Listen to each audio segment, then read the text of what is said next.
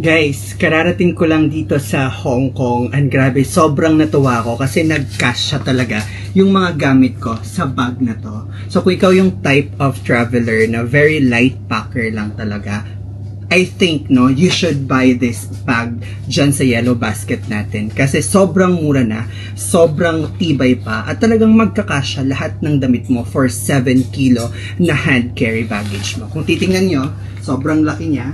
Ang spacious nito sa loob guys, na pagkasya ko yung 7 kilos na mga damit dito sa loob. And yung pocket niya, ayan, kasya yung bottled water. Meron pa ditong mga wipes sa gilid. Ayan, Tapos, ang ganda ng design and color niya talaga. So much guys. So kapag titingnan mo yung aesthetic niya, bagay na bagay sa kahit anong kulay ng damit, sa kahit anong outfit ang suotin mo. So yan ganito siya, i-close mo, ganyan. So i-open. Tapos, tada! Magkakasya siya guys. So ano pang hinihintay ninyo guys? I-check out yun na to. Click nyo yung Yellow Basket guys. Sobrang mura, naka-sale siya ngayon.